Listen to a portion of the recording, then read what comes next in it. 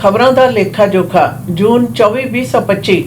Controversial Surrey crematorium proposal goes back to the drawing board. Months of opposition to a crematorium and a funeral hall proposed for a neighborhood in Surrey came to an end Monday with a city council vote that took only seconds. The choice was between continuing the permit process for 3 memorial halls, 2 cremators, and a large parking lot on a parcel of land near Tynehead Regional Park, or closing the file and working with the applicant to find an alternative site for a future application. Mayor and council chose the second option, forcing Five Rivers Community Services Society back to the drawing board. Ahead of Monday's council meeting, a group of Tynehead residents rallied outside, pushing for the proposal to be moved to what they considered a more appropriate location. They should find an industrial area, said a resident named Jean. Industrial needs are more than welcome in an industrial area, not a residential area. I'm not against building a crematorium. It's totally fine because we need it, but it's just the wrong location. That location was along 168th Street at 92nd A Street near Tynehead Park, adjacent to the Serpentine River, promoting a months-long campaign opposing the proposed crematorium and what many feared would lead to added traffic and potential health and environmental impacts on the neighborhood, green space, and river. Five Rivers Community Services Society already operates a busy funeral home and crematorium in the Tilbury Industrial neighborhood near the Fraser River in Delta. Crematorium जिस दे बारे कल city hall दे विच सही पैनी सी उस दी भारी खिलाफत दे विच कुछ कुछ मिनटां दे विच ही कौंसल ने फैसला ले लिया। याद रहे 168 स्ट्रीट ते 92 ए एवेन्यू दे उत्ते शमशान घाट है जिहड़ा बनाउण दी प्रपोजल सी जिहड़ी कि सिटी दे विच आई सी।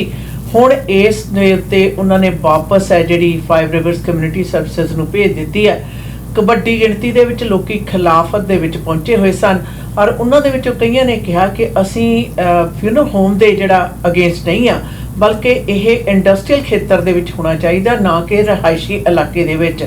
और याद रहे टाइनहेड पार्क दे नाल नाल उत्थे सरपंटाइन रिवर दी चो भी पैंदी है जिस ते कि एनवायरनमेंट दे उत्ते माड़े जिहड़े असर हो सकदे सन।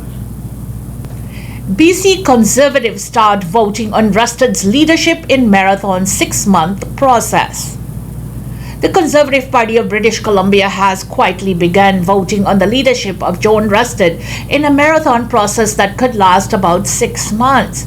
Rusted says in-person voting has already taken place in at least 2 ridings, and he expects the ballot to be completed in December once members in all 93 BC ridings have taken part. The voting comes amid questions over Rusted's handling of a group of former Conservative MLAs who he recently accused of trying to blackmail their former colleagues in a bid to take over the party. The opposition leader says he's pretty optimistic about the outcome of the vote, adding that he's not hearing a lot of negativity except from what he called a very small group of dissidents. Rusted says he has to laugh about names of alternative leaders that he says are being floated on social media. Conservative Gavin Dew says MLAs are confident in Rusted's leadership, but are also continuing to have important conversations about how to strengthen and grow the party.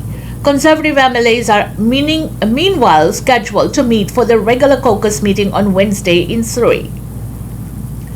Rusted says he's not anticipating any significant issues to emerge, but obviously there will be some questions. The caucus of the governing NDP last week asked the RCMP to investigate Rusted's accusations of blackmail by former Conservatives and their staffs, which he made in a leaked letter to the opposition caucus. The 3 former Conservative MLAs, Dallas Brody, Tara Armstrong, and Jordan Kelly, have all denied the accusations.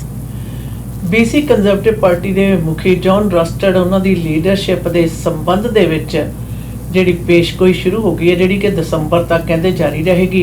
Internal जिहड़ी vote है उसकी प्रक्रिया शुरू हो चुकी है।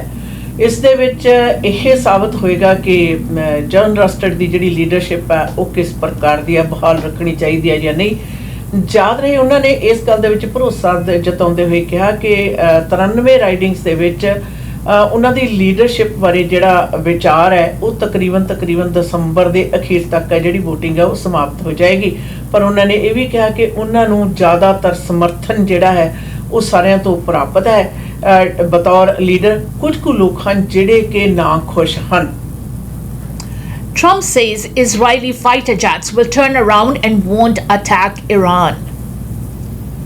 President Donald Trump said Israeli fighter jets will turn around and won't attack Iran as he presses both sides to abide by a ceasefire. The comments in the Truth Social post come shortly after he expressed deep frustration with both Israel and Iran as the truce appeared to falter. Israel is not going to attack Iran. All planes will turn around and head home. While doing a friendly plane wave to Iran, nobody will be hurt. The ceasefire is in effect, Trump said in his post. This is a breaking news update. AP's earlier story follows below. A tentative truce faltered Tuesday when Israel accused Iran of launching missiles into the airspace after the ceasefire was supposed to take effect and vote to retaliate. Iran's military denied firing on Israel's state media reported, but explosions boomed and sirens sounded across northern Israel mid-morning, and an Israeli military official said 2 Iranian missiles were intercepted. U.S. President Donald Trump told reporters at the White House before departing for the NATO summit at The Hague that in his views, both sides had violated the nascent agreement he had announced earlier. They violated it, but Israel violated it too, Trump said. I'm not happy with Israel. On social media, he called on Israel to stop dropping bombs and bring its pilots home. The conflict, now in its 12th day, began with Israel targeting Iranian nuclear and military sites, saying it could not allow Tehran to develop atomic weapons and that it feared the Islamic Republic was close. Iran has long maintained that its program is peaceful. Many worried the war might widen after the US joined the attacks by dropping bunker buster bombs over the weekend, and Israel expanded the kinds of targets it was hitting. But after Tehran launched a limited retaliatory strike on a US military base in Qatar on Monday, Trump announced a ceasefire. Both sides accepted the agreement, but it is now unclear if it will hold. Tehran will tremble, Israel Finance Minister Bezalel Smotrich warned on X, raising the specter that the war might continue. Israel accuses Iran of violating the truce. Iran denies that. And Israeli military officials who spoke on the condition of anonymity in line with military regulations said Iran launched 2 missiles at Israel hours into the tenuous ceasefire. Both were intercepted, the official said. Iranian state television reported that the military denied firing missiles after the start of the ceasefire. While accusing Israel of conducting strikes, it offered no evidence to support the claim of Israeli fire, with the last reports of such attacks coming before dawn.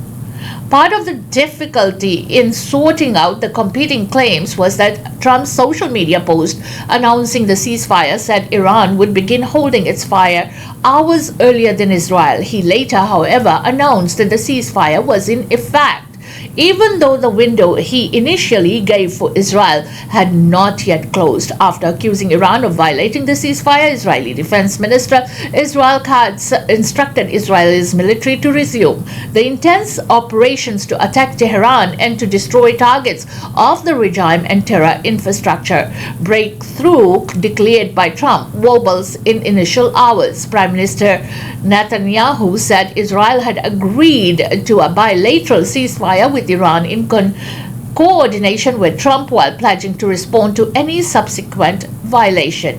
He said that Israel had achieved all of its war goals, including removing the threat of Iran's nuclear and ballistic missile programs. An announcement on Iranian state TV later said the ceasefire was in effect. So did Trump, who posted the ceasefire is now in effect. Please do not violate it.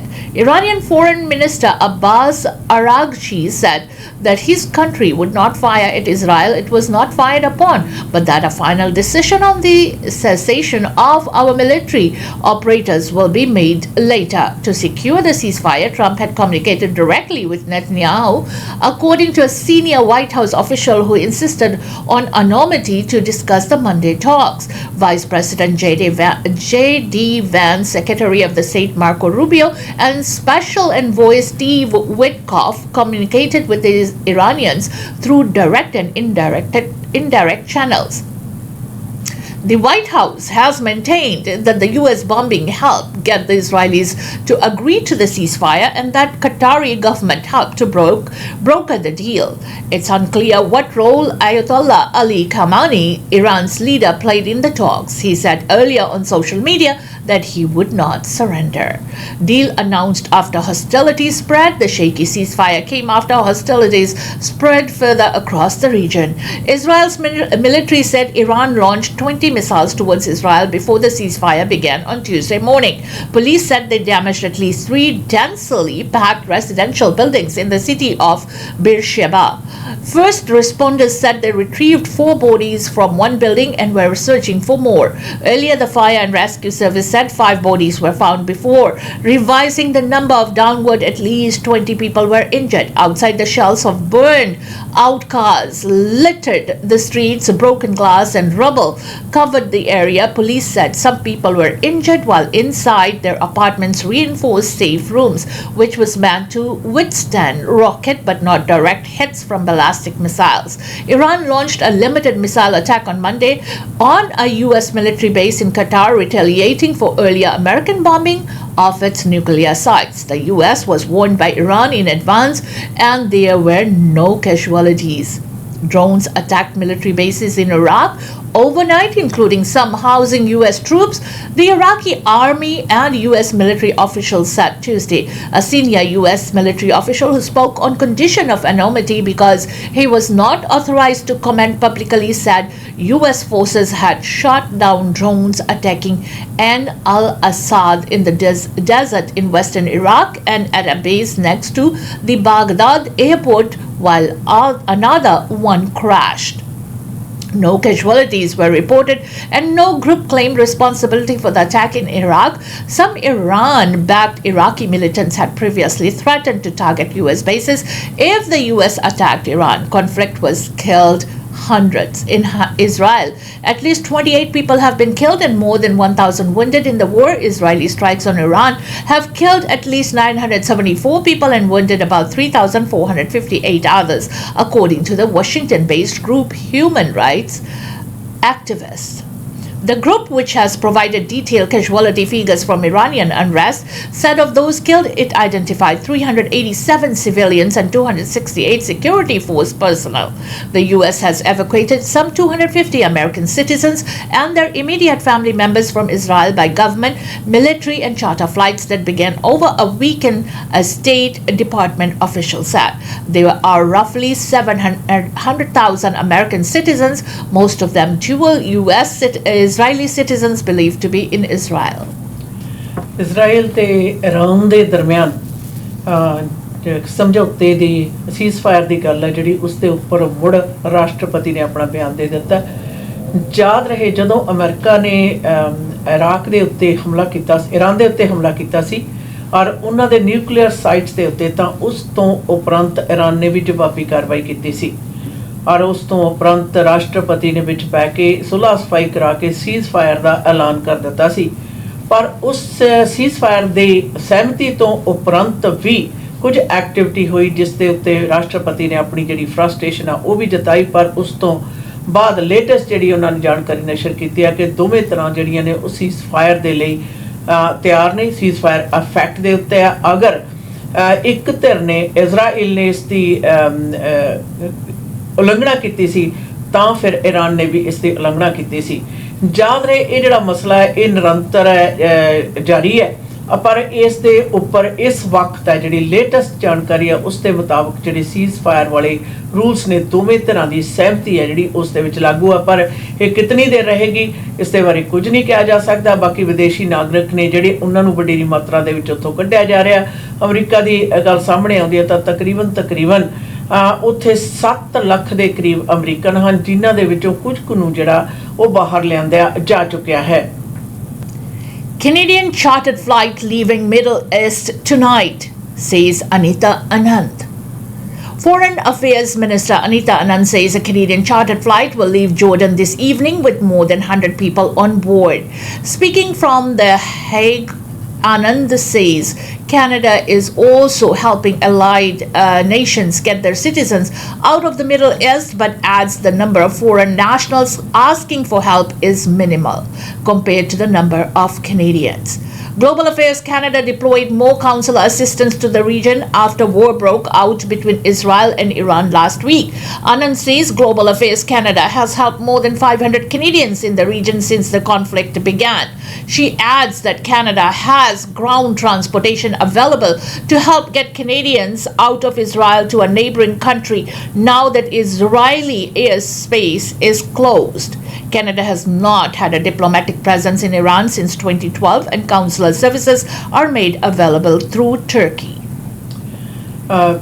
ਮੰਤਰਾਲਾ ਮੰਤਰੀ ਅਨੀਤਾ ਆਨੰਦ ਨੇ ਇਸ ਗੱਲ ਦਾ ਖੁਲਾਸਾ ਕੀਤਾ ਕਿ ਅੱਜ ਤਕਰੀਬਨ 100 ਦੇ ਕਰੀਬ ਕੈਨੇਡੀਅਨਸ ਨੇ ਜਿਹੜੇ ਫਸੇ ਹੋਏ ਨੇ ਇਜ਼ਰਾਈਲ ਤੇ ਇਰਾਕ ਦੇ ਇਲਾਕੇ ਦੇ ਵਿੱਚ, ਉਹਨਾਂ ਨੂੰ ਕੈਨੇਡਾ ਵਾਪਸ ਲਿਆਂਦਾ ਜਾਏਗਾ। ਔਰ ਹੁਣ ਤੱਕ ਤਕਰੀਬਨ 500 ਜਿਹੜੇ ਕੈਨੇਡੀਅਨ ਨੇ ਉਹਨਾਂ ਨੂੰ ਇਸ ਪ੍ਰਭਾਵਿਤ ਇਲਾਕੇ ਦੇ ਵਿੱਚੋਂ ਬਾਹਰ ਕੱਢਣ ਦੇ ਵਿੱਚ ਜਿਹੜੀ ਸਰਕਾਰ ਆ ਉਹ ਕਾਮਯਾਬ ਹੋਈ ਹੈ, ਜਦੋਂ ਕਿ ਈਰਾਨ ਦੇ ਨਾਲ ਤਕਰੀਬਨ 2012 ਤੋਂ ਕਿਸੇ ਪ੍ਰਕਾਰ ਦੇ ਇਸ ਤਰ੍ਹਾਂ ਦੀਆਂ ਜਿਹੜੀਆਂ ਸਹੂਲਤਾਂ ਤੇ ਸੇਵਾਵਾਂ ਨਹੀਂ ਹਨ। ਪਰ ਮੰਤਰਾਲਾ ਮੰਤਰੀ ਨੇ ਇਸ ਗੱਲ ਨੂੰ ਸਪਸ਼ਟ ਕੀਤਾ ਕਿ ਪ੍ਰਭਾਵਿਤ ਏਰੀਆ ਦੇ ਵਿੱਚ ਫਸੇ ਹੋਏ ਜਿਹੜੇ ਲੋਕ ਨੇ ਉਹਨਾਂ ਦੀ ਉਹ ਪੂਰੀ ਮਦਦ ਕਰ ਰਹੇ ਨੇ, ਔਰ ਉਹਨਾਂ ਨੂੰ ਇਸ ਖੇਤਰੀ ਇਲਾਕੇ ਤੋਂ ਬਾਹਰ ਗੁਆਂਢੀ ਮੁਲਕਾਂ ਦੇ ਵਿੱਚ ਆਇਆ ਹੋਇਆਂ ਨੂੰ ਉਹ ਵਾਪਸ ਕੈਨੇਡਾ ਵਿਖੇ ਲਿਆਉਣ ਦੇ ਵਿੱਚ ਜਿਹੜੀ ਕਾਰਗੁਜ਼ਾਰੀ ਹੈ ਜਾਰੀ ਹੈ। ਔਰ ਇਹ ਜਿਹੜੀਆਂ ਜ਼ਿਆਦਾਤਰ ਅੰਕੜਿਆਂ ਦੀਆਂ ਗਿਣਤੀਆਂ ਨੇ ਗਲੋਬਲ ਅਫੇਅਰਸ ਦੇ ਜਿਹੜੇ ਅੰਕੜੇ ਨੇ ਉਹਨਾਂ ਦੇ ਮੁਤਾਬਕ ਆਪ ਸਭ ਨਾਲ ਸਾਂਝੀ ਕਰ ਰਹੇ ਹਾਂ। Anand says the timeline is up for debate as NATO pursues higher defense spending. Canada is committed to increasing its defense spending but has questions about the timeline for hitting a new higher NATO spending target, Foreign Affairs Minister Anita Anand said. NATO leaders are expected to decide at the summit in the Netherlands this week whether to raise the spending target from 2% to 5% of GDP. When asked if Canada accepts that proposal, Anand said Canada has consistently supported NATO spending targets. The question really is the timeline, she told reporters. She added some allies have proposed a 2029 deadline for meeting the target. We'd like to see steps along the way where there can be a re-examination of whether this is the right approach, argumenting at the rate in terms of domestic spend. U.S. Secretary of Defense Pete Hegseth said NATO Secretary General Mark Rutte have both said they expect alliance representatives at the summit to commit to a new 5% target, up from the current 2% target set in 2014. Anand said Canada's new defense and security partnership with the European Union will expand Canada's defense industrial base. Asked if she had any concerns about US President Donald Trump's previous disparaging comments about NATO, Anand said Trump is engaging with NATO in a meaningful way. Earlier this year, Trump suggested that the US might abandon its commitments to the alliance if member countries don't meet defense spending targets. Prime Minister Mark Carney and Anand are in the Netherlands for the NATO summit there, where allies are set to debate the 5% target. The main talks is it won't happen until Wednesday. In Netherlands, Tuesday morning, Carney met with the Edgars Rinkevics, president of Latvia, and Dick Schoof, Prime Minister of the Netherlands. He was also set to meet with leaders of Nordic countries for talks focused on Arctic and transatlantic security later in the day. The Prime Minister will also have an audience with King William Alexander and Queen Maxima of the Netherlands. None of NATO's 32 members spent 5% of GDP on defense in 2024, according to the alliance's own data. All of them are pledging to meet the 2% figure this year. Canada is expected to hit the target for the first time since it was established. A Canadian government official who briefed reporters on background before the trip said the spending target and its timeline are still up for discussion. Some allies have indicated they would prefer a 7-year timeline, while others want a decade to reach the 5% target. Canada's defense spending hasn't reached 5% of GDP since 1950s. NATO estimates that Canada spent $41 billion in 2024 on defense, or 1.37% of GDP. In 2014, Canada spent $20.1 billion, or 1.01% of GDP on defense. In 2014, when the current 2% target was first set, only 3 NATO members hit the mark: the US, the UK, and Greece. Any new spending guidelines have to be made with the consensus of all 32 NATO member states, and no member is currently anywhere close. At 3.38%, US defense spending at a share of GDP was the highest in the alliance in 2024, but President Trump has said the figure shouldn't apply to the United States, only to its allies. The planned route is expected to put forward at the summit contains some wiggle room to help allies reach that high figure. It would commit members to spending 3.5% of the annual GDP on core defense needs like jets and other weapons, and 1.5% of defense adjustment areas like infrastructure, cybersecurity, and industry. Internal divisions have emerged in the lead up to the summit. Spanish Prime Minister Pedro Sanchez said Sunday that Spain reached a deal with NATO to be excluded from the new spending target. Like Canada, Spain has long struggled to meet the 2% target and has rejected the proposal.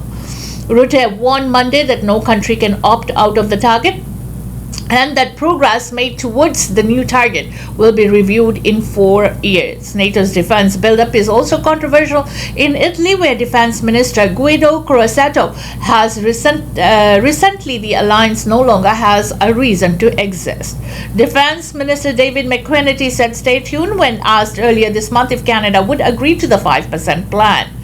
Jan Tichau, a senior fellow with the Transatlantic Defense and Security Program at the Center of European Policy Analysis, said the overall level of ambition in Europe on defense has massively increased over the last several years in response to Russian aggression.